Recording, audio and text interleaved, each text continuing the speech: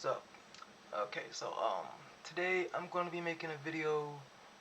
Well, this video is going to be something different. I'm going to be discussing something that I probably should have talked about a while back. But I wanted to make sure that, this video reaches enough people. And also, I needed time to figure out how to explain all of this to y'all in a way that it will make sense and y'all will understand all of the information that I'm going to be giving. I'm going to be blah. That I'm going to be telling y'all because what I'm talking about is a important subject, but it's also a very confusing one too. So with that being said, let me just start off. Let me just start off by saying that my medical issues, some of my medical issues, yeah, it's because I have sickle cell, and I have, and that's like one of my disabilities. I have five, but that's like one of them, which is the main, which is like my main disability. And sickle cell, it is considered a disability, but it's also considered like a chronic illness because for y'all that don't know, sickle cell is a blood illness, and well, let me just hold on. Let me just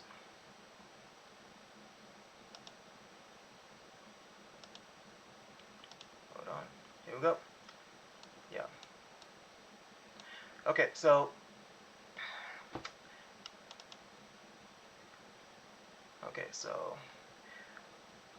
this right here is a normal blood cell, which is probably how all of y'all blood looks. And this right here is how my blood looks, like a crescent moon. And since it's shaped like a crescent moon, it's easy for it to get like,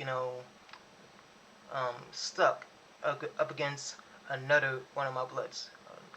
Get stuck up against another one of my blood cells, which happens a lot. So it happens a lot. And when that does happen, it starts to clot, like, a blood clot.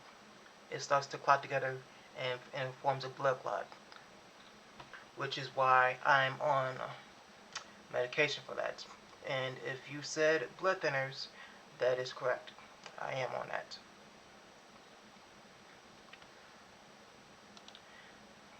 Hold on. No. Okay, so I'm going to get to that other picture in a moment. But yeah. See, if it's a little bit blurry, like if the word's a little bit blurry, it's because I downloaded this image off of Google, so that I can properly show all of y'all. This is what blood looks when it's flowing through. This is how blood looks when it's flowing through all of y'all veins, and this is how my blood looks when it's trying to flow properly through my veins. It's hard and difficult sometimes because there's my sickle cell blood because there's my sickle cell blood cells, and it's also mixed with normal blood cells. And sometimes, like I said, it gets like stuck together, and when that happens, it causes me to have pain, which is why I take pain medicine to relieve the pain that is going on in my body. But there is also something else that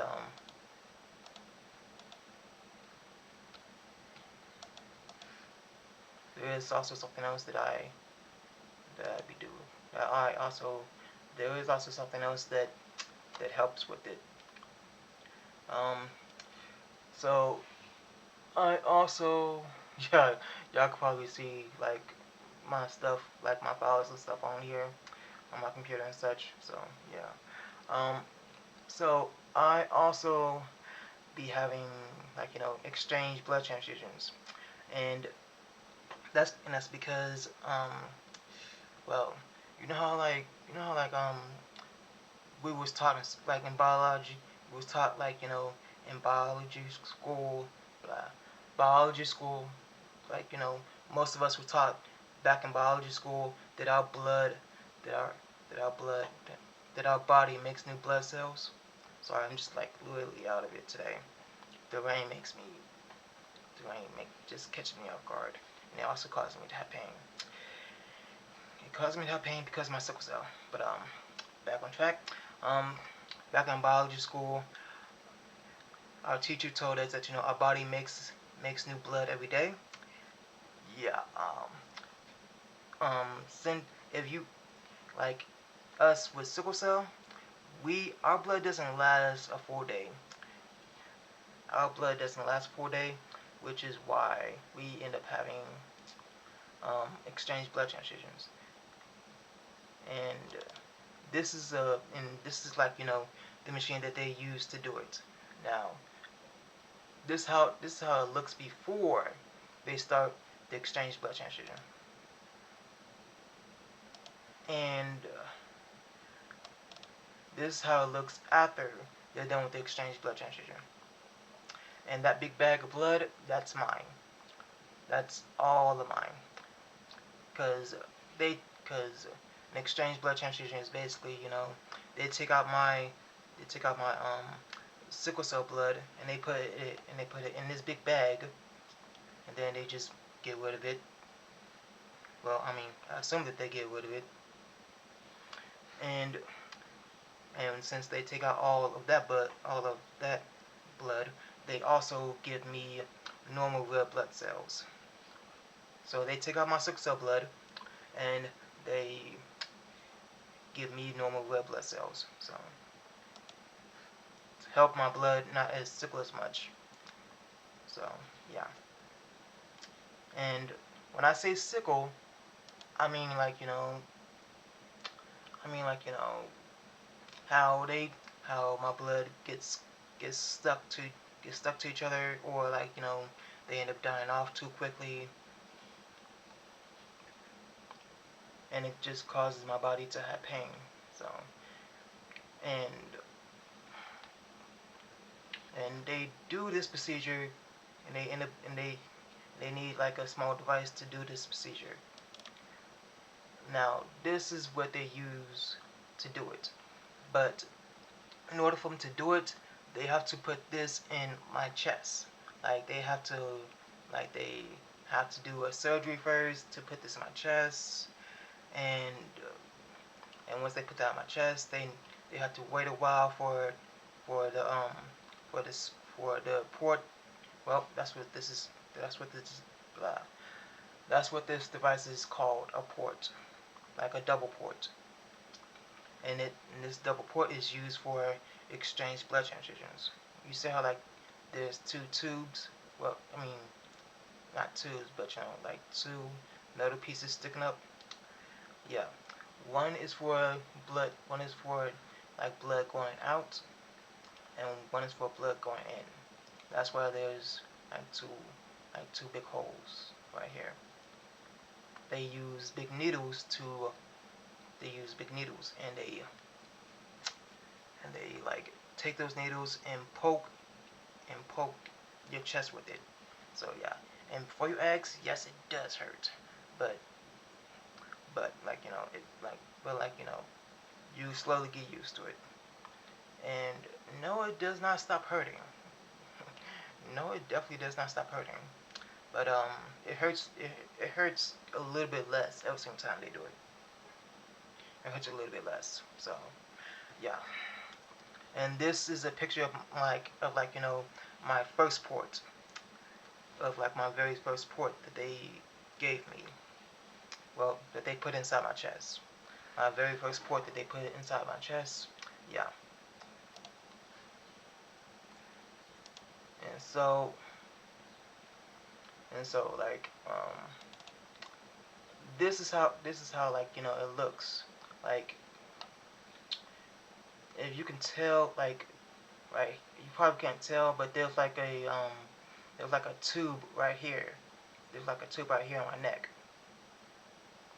There's like a tube right here on my neck. It goes from my port all the way up to here.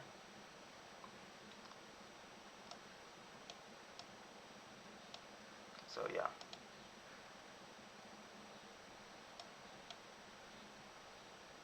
And this is just how it looks when they access my port. This is just how it looks when they access my port. And yeah, it does definitely look painful. It really does. So yeah. And like I said, well, I mean, these pictures are old. They're not new. I would say, like, how old are they? I would say about like maybe 2 or 3 years old. So yeah, probably long. Well, some of them are much longer than that. But yeah. And this is just how everything looks when the procedure is taking place. Like the blood transfusion procedure is taking place. As you can see, like they have they have the tubes hooked up to my port, and the blood and the blood is going into my body, and they're also taking blood out of my body and putting it into this bag. And it takes about sometimes it takes about like like it honestly depends on like if I go up there to get my blood drawn a day ahead of time. If I go up there to get my blood drawn a day ahead of time, then I'm done and I'm done in the morning. But if I forget to go up there to get my blood drawn that day ahead of time, then I'm done like in the afternoon. So yeah. And sometimes my sickle cell well my sickle cell anemia causes like my face to swell up. Like it just causes my face to swell up sometimes. Or like if I drink too much water, then my foot will swell up.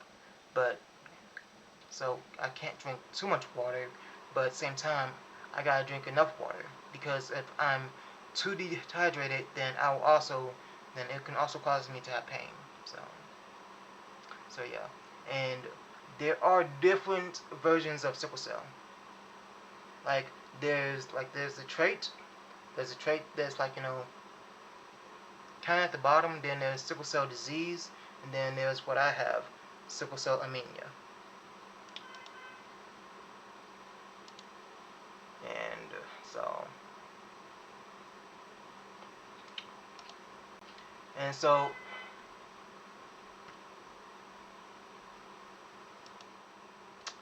and so I just realized that when I was showing y'all that I did not turn on my camera,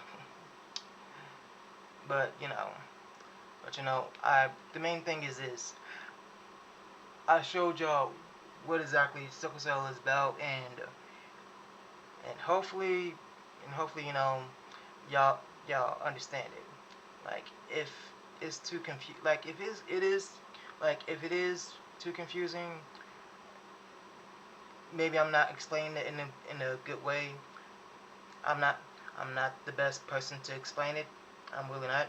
There are websites that explain it better, and there's social media pages on Instagram, Twitter, Facebook, all over there. That explains it a lot better. So yeah. But also at the same time, I just want to let y'all know that sometimes y'all see me taking medications doing some of my videos, or you might hear someone in the background, and that's actually because hold on.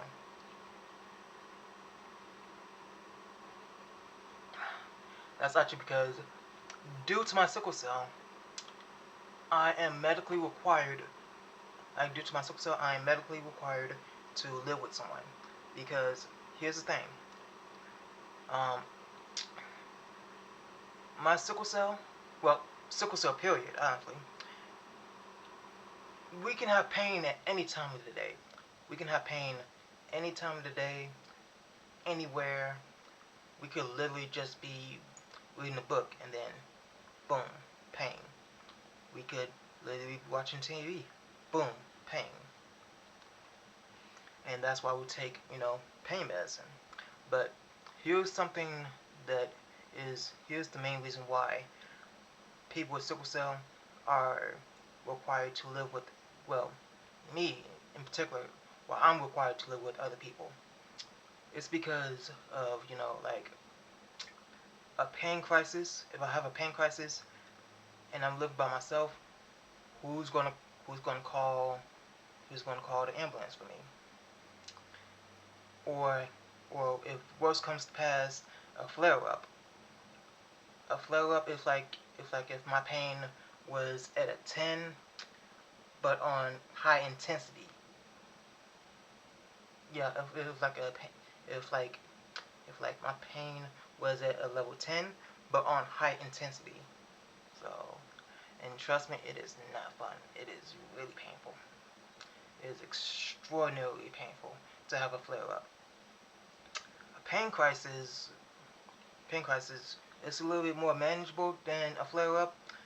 I mean, don't get me wrong, it still hurts. Like it still hurts. So, but yeah, like I've been told most of my life that that required, I am medically required to live with someone, and that's because if I end up having a pain crisis, then that person can call 911 and help me get and help me get to the hospital. Wherever, and the same thing for, like, if I'm having a flare up, call 911 and help me get to the hospital. And also,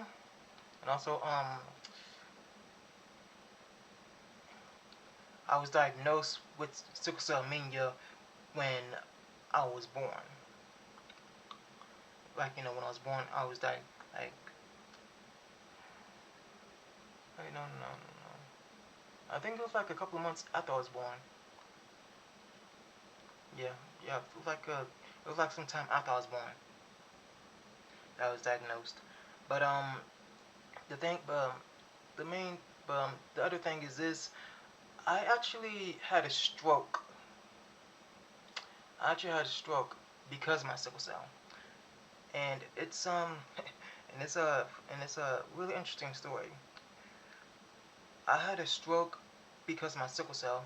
My sickle cell, my sickle cell caused like a blood clot. There was like a blood clot due to my sickle cell, and the blood clot like the right side of my went to the right side of my brain.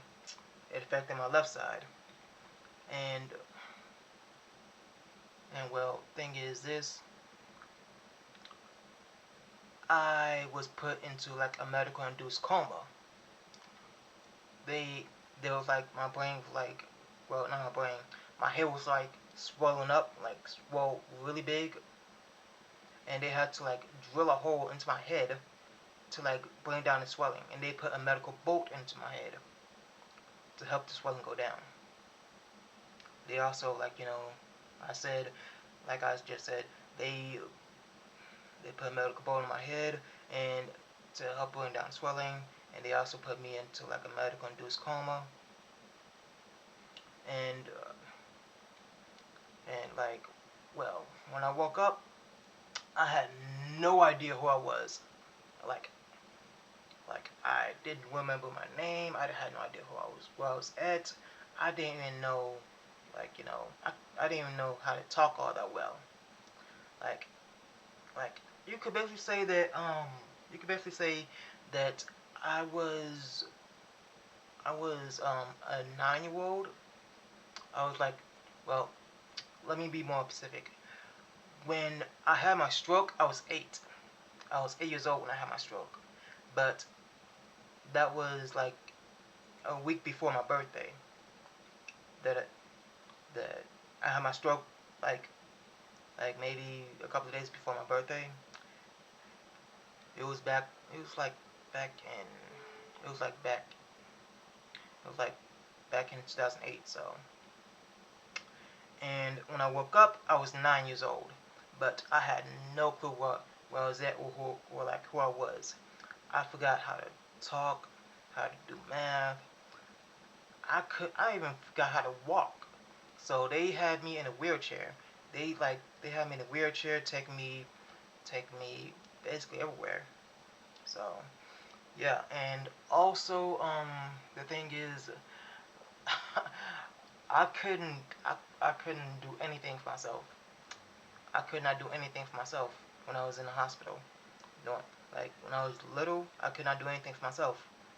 So yeah, and so I had to learn how to read, write, do math, and basically everything.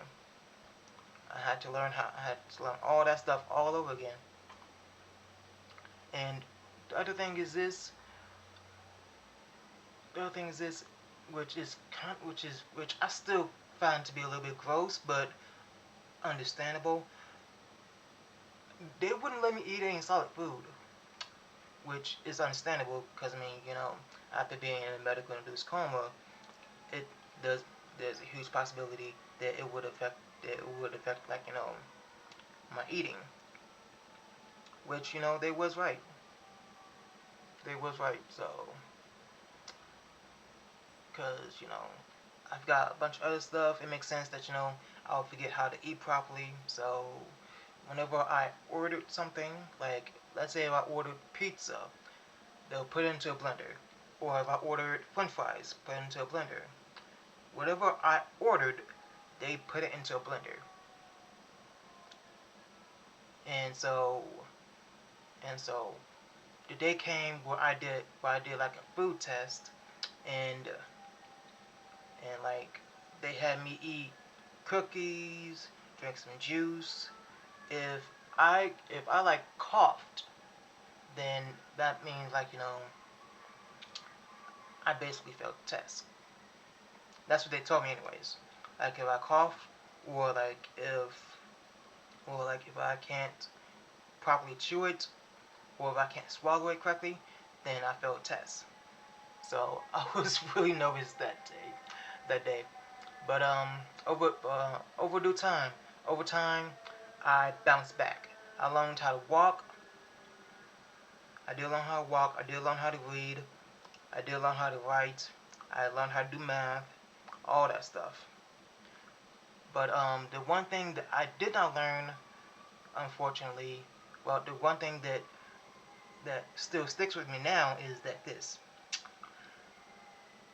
my entire my left arm and my left leg is asleep. Like, hold up. It's like straight up asleep. Yeah, it's like straight up asleep. So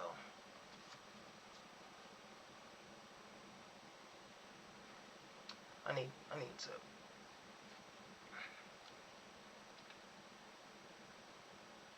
see. Yeah, it's asleep. So yeah, but yeah. So I went from using a wheelchair to using a cane and like using a leg brace. Honestly, honestly, they were surprised that I bounced back like that. So they said it was normal, but at the same time, they was kind of surprised. So yeah, and also I didn't notice like later on, like when I got much older. But but my parents they told me that I was hooked up to like 15 machines, and the doctors they was telling my parents that they was telling my parents that they should make funeral arrangements because the doctor did not think that I would make it. The doctor did not think that I would make it. He was. It seemed like that I was gonna die. So yeah, but I didn't. So hey. And yeah, yeah. Telling y'all about my stroke, that is related to my sickle cell because my sickle cell caused my stroke. And well, yeah. Well, just yeah. Before I leave y'all with all of this information, there's one more thing. It's not related to my sickle cell, y'all probably see this a lot. My eyes, yeah, they're raccoon eyes. They're like raccoon eyes. So yeah, and also you can also, since I'm close up like this, you can probably see, like, yeah, there's an X on my face. Right there. There's an X on my face. So yeah, I don't know. I don't know how or when I got an X on my face, but yeah. And with that, I will leave y'all to process all of this new information about me that y'all have just obtained. And so, peace.